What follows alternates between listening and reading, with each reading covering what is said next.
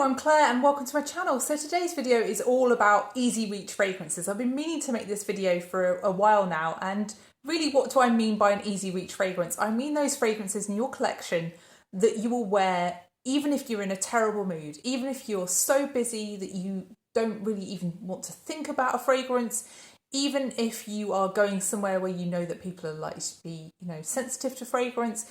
They're the inoffensive, long-lasting, you just smell good kind of fragrances, and they are the ones that end up being the heroes of your collection, the unsung heroes, the ones that really get the most wear overall, but just don't get talked about enough. So really this video is celebrating those types of fragrances, and whilst it's always great to talk about the super interesting ones that have those standout kind of constructions and accords that we all love and get excited by, sometimes when you're just in not the best mood, an interesting fragrance can just really tip you over the edge. There can be things that you just find jarring, that can be annoying. So this is all about those fragrances that are just universal likes. They're easy reaches. So before we get into this, I'd really love to hear from all of you and for you to tell me which are your easy reach fragrances in your collections, which are the ones that you're always happy to reach for. So if you haven't seen me before, I'm Claire. I make videos all about perfume science, perfume history, perfume psychology, and I'm also profiling some perfumers at the moment as well in a little series of videos, which I am really enjoying making. So if you are interested in that type of content, then please do check out my other videos, and also please consider subscribing if you haven't done already. And also if you do enjoy this kind of content, then please do press the like button, because that really helps me to know the types of videos that people enjoy. So in this video, I'm going to talk about 10 of my easy reach fragrances. So let's get on with this. So the first fragrance I'm going to talk about is a rose fragrance. And I know rose isn't a note that appeals to everybody, but really for me, rose is something that I absolutely love in fragrances. And I really feel like this one is a super inoffensive rose fragrance. So this one is Miss Dior Rose and Roses. So it really is a very simple fragrance. It's a fresh pink rose. It's quite a soft rose as well, and it's also got a little bit of muskiness, but it's not super powdery. It doesn't feel old-fashioned. It just feels very classic, and it's also just got this lovely freshness. I just feel pretty when I'm wearing this one. I like the slight greenness, the slight pepperiness in the dry down with the geranium, and I just think this one is a winner. It's something that I just think is one of those easy reach fragrances. I'd be happy to wear this throughout the spring and summer and even into the autumn, I think. I think this one is just underrated, and it's something that I just didn't try for way too long since it came out, and I've been quite taken with recently. I've been wearing it a lot to work, and I think that's always a sign of an easy reach fragrance if you're happy to wear it to work. So that's Miss Dior Rose and Roses. So the second fragrance is also a rose fragrance, and I swear they're not all going to be roses, but this one I've just been reaching for a lot recently because it's been on my tray, and so I thought I'd put it in this video. So this one is Monday Rose, and it's by Banana Republic, and I was gifted this one by So Avant-Garde, and I've been trying this out, and I've just realised that it just fits with my lifestyle. This is a fragrance that I've ended up wearing to work a lot this month.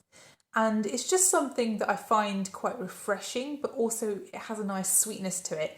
This is definitely a different type of rose to the first one. The first one was more classic. This one is very much more along the lines of something going into a more gourmand kind of style.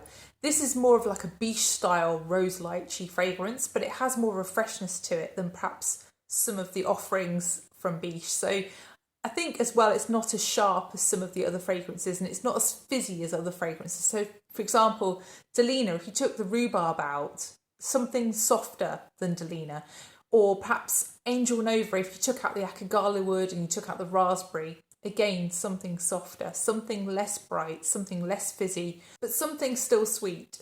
In the dry down, this has a really nice kind of fluffiness to it, almost a fluffy sweetness. But the freshness in the beginning with the lychee and the rose is really beautiful. And I've just found this one over the last month to be a really easy reach. That's Banana Republic Monday Rose. So the next fragrance is a vanilla fragrance, and vanilla is a note that I find troubling sometimes when I'm not in the best of mood. If I'm wearing something too sweet, too gourmand, it can just end up annoying me. So this fragrance is perfect for those kinds of days. This one is All Saints Metal Wave. So this is from the original release of the All Saints fragrances a few years back, but really I'm very interested to try their new releases, which I think came out last year. I'd love to try those. But this one is a nice green woody vanilla fragrance. It actually gets compared a lot with Philosophos by Diptyque, and I can definitely see a similarity there. They're not spot on dupes, but the vanilla in this fragrance does to me seem quite similar to that other fragrance. So I definitely see where people are coming from on that one. This fragrance obviously is at a much lower price point. It's very affordable, it lasts a long time, and it's something that you can really spray with abandon should you want to. And it's something as well that I think has a little bit of interest to it. So it's not just a straight up pencil shavings fragrance. It does have almost something slightly leathery, maybe even a little bit suedey to it. It's very, very gentle though. And it's also something that has a slight metallic twang, just like the name might suggest, metal wave. I just find this one a really easy reach. It's something that I'm always happy to wear when I'm busy at work. So that's Metal Wave by All Saints.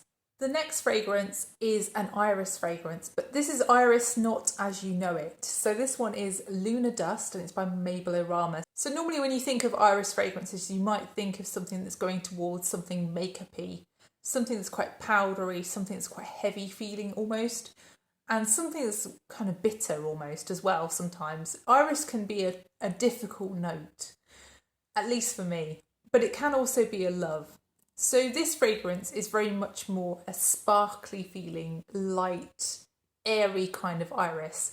And really the name says it all. If you think about your idea of moon dust and you make it sparkly, you make it slightly sweet, but you still give it that kind of ethereal feel.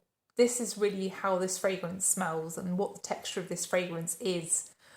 This has a nice warmth, a nice woodiness and a nice sweetness in the dry down, but really it's just that ethereal feeling, powdery feeling iris that is not at all like an old-fashioned makeup-y iris.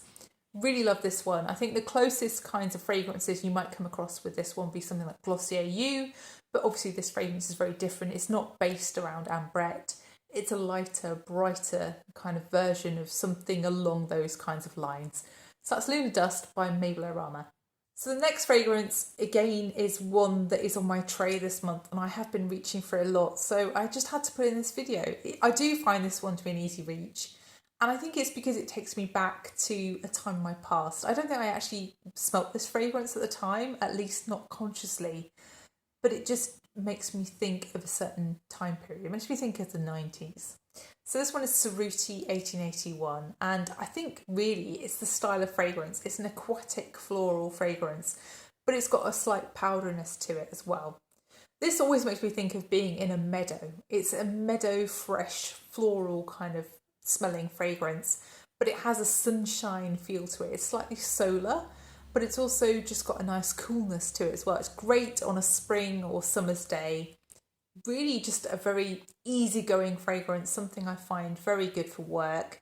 Smells fresh and clean, affordable, it's ticking all the boxes. So that's Cerruti 1881. So the next fragrance is one that has a different feel again, and it's something that's really unusual in the world of fragrance because it's a lilac fragrance. So this one is Dropped Issey and it's by Issey Miyake. This one again is just a pretty clean feeling, almost soapy feeling fragrance. It really opens with some lilac and it's also got this kind of body cream dry down. It has almond milk, it has cashmere and it has musk, and all of those three things really make this feel very much like a very luxurious moisturiser or perhaps like a sun cream even. It's just a very easygoing fragrance, very strong though. This is definitely something I think I'm slightly anosmic to after a while. I stopped smelling it, but I know that other people can smell this and I know this is pretty strong as well. So this one, I just think the reason I like this is because I find it cocooning, I find it comforting, and it's something that, because I am slightly anosmic to it, I don't think it's possible for me to sense I've ever sprayed this, and that's probably quite dangerous, but I just find this one to be an easy reach kind of fragrance, something that doesn't bother me and something that I enjoy wearing no matter what the weather, no matter how I'm feeling, because it's so comforting. So that's Issey Miyake's Dropped Issey. So I think this next fragrance has a lot in common with Dropped Issey in a way. I think if you think of Dropped Issey as a moisturiser kind of style fragrance, this fragrance is more along the lines of a liquid soap fragrance. So this one is Versace Crystal Noir EDT, and I have the older formulation. I haven't tried the new formulation of this fragrance, and I haven't tried the Parfum actually. But this one I just really enjoy. I think it's the slight kind of feeling of being in a bath. I always find being in a bath very comforting. The idea of, being looked after, I guess, from childhood. My mum would always put me in the bath if I was upset about anything. And I think that kind of feeling comes through whenever I smell anything soapy. This fragrance I wouldn't say is solely soapy, but that really is the main thing that I get from this one. To me, this has a cool cardamom feel. It also has a slight peppery cashmere and also a slightly fruity, figgy sandalwood feel to this as well. Really, it's the soapiness that you get in the dry down. That's the thing that comes from, I think, from the cardamom here. And the cardamom just gives this a nice coolness. I think this fragrance is something that works the whole year round, and I think it especially works this time of year. In the summer, this just seems to shine a little bit brighter, a little bit more, I think, than the rest of the year. But really, it's an all year round fragrance. And I think it's a really good designer fragrance. I think this one stands out even several years after its release. It still is something that really is very distinctive. And you know when you're smelling this fragrance and nothing else. So that's Versace Crystal Noir. So the next fragrance on the list is something that's super unusual for me to like, and super unusual, I think, to be an easy reach kind of fragrance. I wouldn't expect this fragrance to make this list, but you can see by how much I've used of this fragrance just how much I consider this one to be an easy reach. So this is Chant d'Extase, and it's by Nina Ricci, and this one is a marine gourmand fragrance. That's how it's generally described.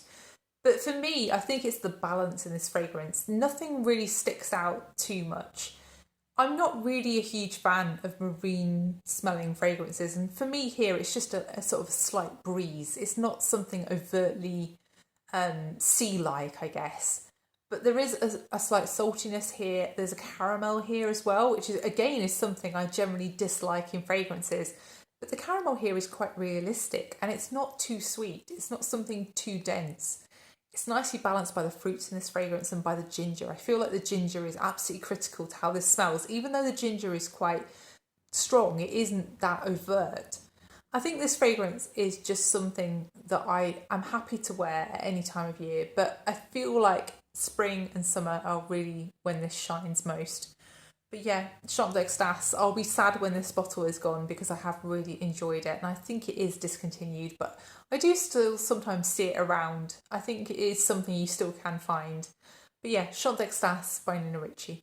So the next fragrance is one from Guerlain, and it's called Mugler, and I don't have that much left of this one, and the reason for that is that I tend to wear this one when I'm teaching. I find it very comforting, I find it quite huggy, and I guess that's why it's an easy reach. I really feel like probably the brief for this fragrance was make a fragrance that makes people think of hugs, because it just is one of those enveloping, friendly fragrances, and I think that's why I find it to be an easy reach. So this is a pillowy, soft feeling lavender fragrance with some spicy tonka and also just a nice freshness from some licorice as well. It's very, very mild. Every element of this fragrance is very mild and soft and pillowy, and that's why I think it makes me think of that hug. I always think of Burberry Goddess as a modern Mugler flanker almost. It's almost like they've taken Mugler and tried to modernise it a little bit more. And I totally see why people enjoy Burberry Goddess. I think it's got all those kinds of elements that I love in this fragrance, Mugler. So that's Mugler by Guerlain. So the final fragrance is one that just doesn't get mentioned at all on YouTube, and I'm not sure why. I can't be the only one that likes this fragrance. But yeah, if you've got this at home, please let me know. So this is Coach EDP.